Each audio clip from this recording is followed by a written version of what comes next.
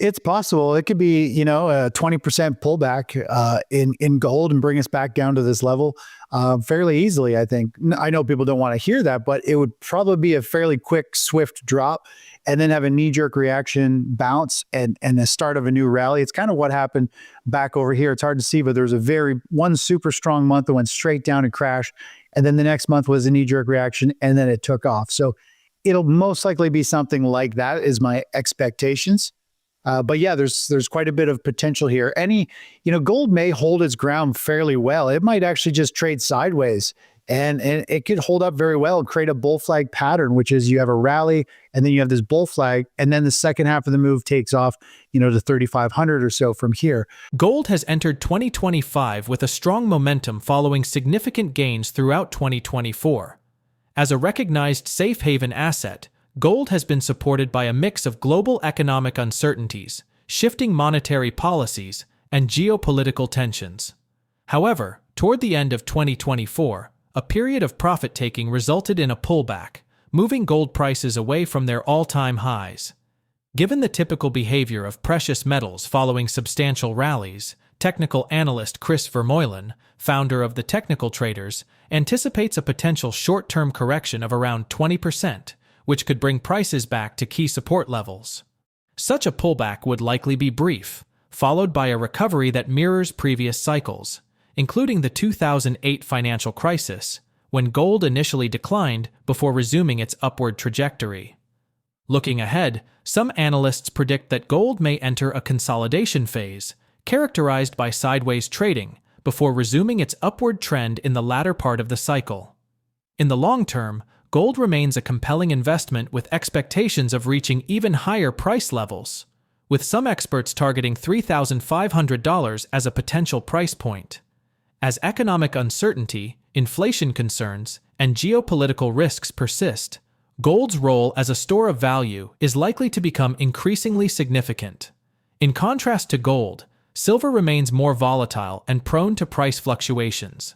While it shares gold's status as a safe haven asset, its sensitivity to market movements means it can experience deeper declines during financial distress. Since peaking at $34.87 in October, silver's price has shown lower highs and lows, testing key support levels and trading below moving averages, signaling a loss of bullish momentum. However, the long-term uptrend remains intact, resembling the May-August 2024 consolidation phase that led to a rally. A decisive end to the corrective phase could spark a surge, potentially targeting $35. Like gold, silver has historically seen sharp recoveries after sell-offs, such as during the 2008 financial crisis.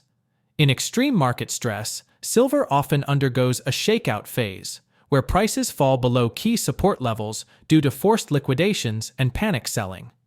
We present the clips of Chris Vermeulen's insights from his recent interview. Before we continue to discuss this, please subscribe to our channel and activate the bell icon for timely updates. If we take a look at the charts here, we've got the chart of the SP 500. So I believe we're coming into a fairly major market topping scenario. In fact, when we look at the big picture and look under the hood of the markets, what we're seeing right now in the overall stock market over the last few months have been weakening kind of different commodities and assets have been performing better than the stock market. People are nervous. We've seen gold hit 100% measured move based on a long-term chart you and I have talked about before when we look at the monthly chart. And gold since then has pulled back with some big selling. I think GLD, the gold ETF, had some of the biggest monthly outflows, huge outflows, I think, in December over the past 2 months. So definitely, I think there's a lot of things coming together. When we look at the big macro picture, I think the economy is slowly coming to a grind. It's slowing, it's easing. Hasn't fully stalled out yet, but I think that's coming. And what we're seeing in the stock market right now in terms of the last several months, from a chart standpoint and also kind of economic data, is kind of things are slowing down, similar to what we saw just before the 2022 bear market phase. So that coupled with gold hitting its 100% measured move now, energy stocks have been dramatically outperforming, especially compared to the price of oil, which has been going down. Energy stocks have been going up, but now we've seen energy really come to a grinding halt. Stocks have fallen hard. Dividend stocks are selling off. When dividend stocks are really selling off, that's like mass psychology. That is most retirees and investors who hold most of those big stocks, those companies, they're starting to unload those portfolios. And so there's a lot of things coming together that are just saying, hey, this market is coming to a grinding halt. And I think we just need to let January play out. To me, it's like, let's see what January does. Trump's going to be in now, and that's going to create a big bunch of volatility, probably a big pop and a drop and all that stuff. But so let's take a look at this quick, Elijah, because this is a really good visual of where the stock market lies. And the SP 500 has done the same as gold. So if we were to just take a look at the SP 500 monthly chart, we have the COVID low, and then we have the high from the top of the 2022 bear market, and then we go to this low. If we carry that forward, now this is a Fibonacci extension, and this is like the most powerful tool. I'm actually going to be doing a video on this on my YouTube channel. Based on the move up and the strength of the pullback, it tells us where the next two upside targets are. If we come up to this 618, which you and I have talked about before, Elijah, usually we see a pause. And if we have a pause there, we almost always go up and hit the 100% measured move. The stock market has now done that. If we flip over to the chart of gold, gold has done the exact same thing. If we go back to the beginning of the last major super cycle and draw a Fibonacci on the monthly chart, we have the same thing. We have the high in 2011, the low in 2015. We carry that forward. Gold has hit the 618. It had a multi-year pause, very similar to what it had over here. It was a multi-year pause. And then it's taken off and outperformed the markets and hit that 100% measured move, just like it did just before the 2008 financial crisis. Gold is the global barometer telling us the world is nervous. They're getting out of stocks, real estate, other currencies and things like that. And they're moving into a physical asset kind of outside of the financial system. So those are kind of the reasons why I think we're starting to see things really top out and why most of the upside is done. The market could go a little bit higher, but I don't see it as like a new investment signal and something with a lot of power behind it. It'll just be a small rally, I think, to get people maybe excited about higher pricing, and the institutions will sell into this. And we've seen lots of institutional selling into the buying, and they're unloading their portfolios to the general public who are very bullish right now, which we've seen all the ARK ETFs and all the small caps and micro cap stocks starting to come to life. So people are piling into the most volatile stuff right at a market high. That's another sign we need to be aware of. 20% pullback in gold and bring us back down to this level fairly easily, I think. I know people don't want to hear that, but it would probably be a fairly quick, swift drop and then have a knee-jerk reaction bounce and the start of a new rally. It's kind of what happened back over here. It's hard to see, but there was one super strong month that went straight down and crashed. And then the next month was a knee-jerk reaction, and then it took off. So it'll most likely be something like that is my expectations. But yeah, there's quite a bit of potential here. Gold may hold its ground fairly well. It might actually just trade sideways and it could hold up very well and create a bull flag pattern, which is you have a rally and then you have this bull flag and then the second half of the move takes off, to 3,500 or so from here. So all I'm saying is gold, I think the main move in gold and stocks are done. The monthly charts have said, hey, we've hit our measured move. It's time for at least a pause, if not a major pullback. And so people just need to be aware that, hey, weakness is not a bad thing. It's just, you have to understand that it's probably going to happen. And it's an opportunity to the downside. It's an opportunity to rebuy later at a better price. So it should be seen as a positive thing if you can understand how to view it and trade it. Yeah, I would probably expect silver to probably fall somewhere back down into this consolidation. There could be a couple support trend lines. So it could fall back down to 23, 22, somewhere in that range, 24. That's going to be a pretty critical level. I think somewhere in that 22 to 24 range. So it would pull back. I'd like to think it's not going to break down through this, but the market, when there's panic selling, silver is very volatile. We kind of had the same over here. We had lows over here in the 2008 bear market. It crashed and pierced right through it, and then spooked the market, and then it took off. So it could very easily pull back much deeper. Silver pulled back over like 60% last time. It could pierce down and drop down to the 2018 mark and then, have some crazy reversal to the upside. It's going to want to probably shake out this low or this low over here, trigger those stops and make everybody get out. And then, of course, it'll go the opposite direction once most people spook. In December 2024, the Federal Reserve's announcement that it would likely slow the pace of interest rate cuts in 2025 caused significant ripples in financial markets. After cutting rates 3 times in 4 months, the Fed indicated that only 2 rate cuts were expected in 2025, a move that spooked investors. The immediate reaction was a nearly 3% drop in the S&P 500 on the day of the announcement, as market participants recalibrated their expectations for future economic conditions. The final weeks of December saw the market entering a period of consolidation, with investors attempting to interpret the implications of the Fed's signals amidst broader economic uncertainties, including political developments and potential market corrections. The Fed's stance is expected to influence not only stock market performance, but also broader investment trends, particularly as the cost of borrowing and economic growth expectations continue to shift. As the stock market faces increased uncertainty, many investors may turn to precious metals such as gold and silver, which have historically been viewed as safe haven assets in times of financial turbulence.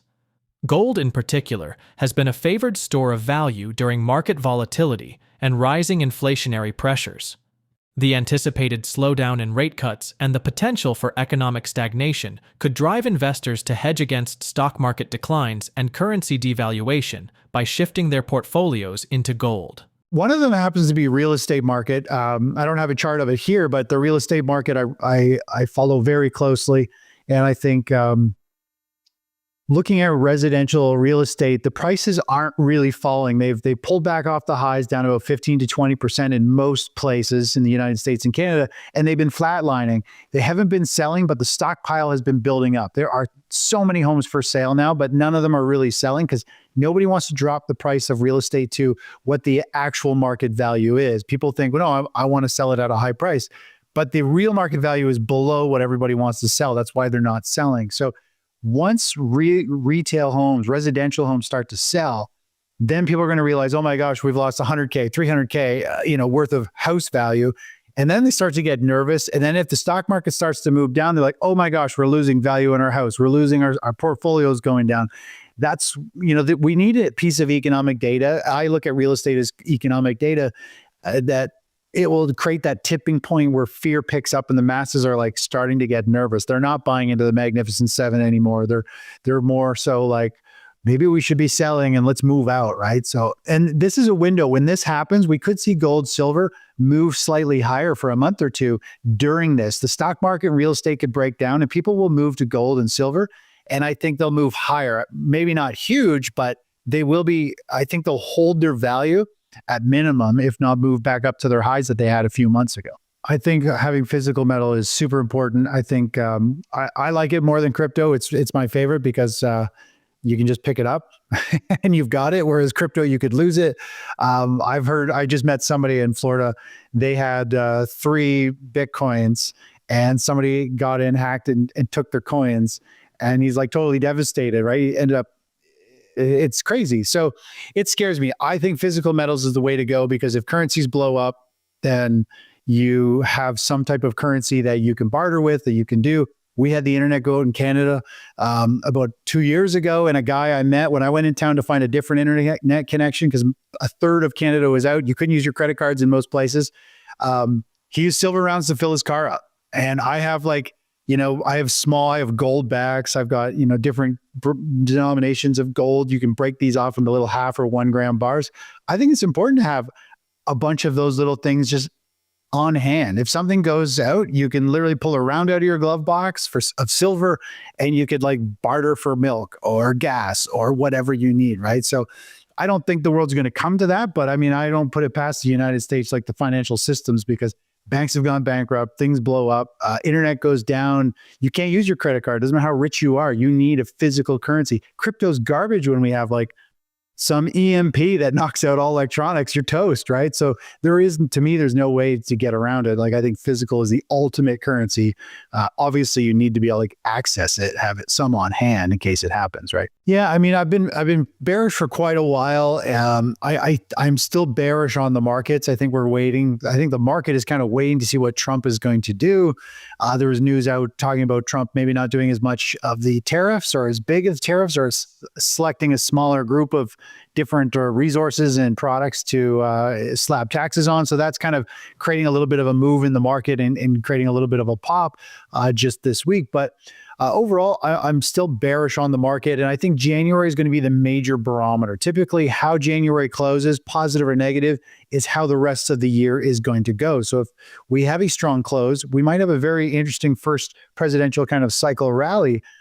But if the January closes weak, we tend to see the stock market struggle and close lower on the year, which is what I'm favoring. I think there's a lot of uncertainty. I think there's a lot of fears with tariffs and just, a new president stepping in the situation we're in, that I think things are going to sell off. So I think people need to be aware that this market is very sector driven. The semiconductors have actually been kind of really taking a back seat. When you look at the Magnificent Seven, they haven't really been rallying, and the semiconductor sector on its own has been really flatlining. So I feel like there's definitely been a stall out in that momentum of the AI and the semiconductor space driving this market higher. And it's going to be very interesting. I think we got NVIDIA coming out with a speech from the CEO.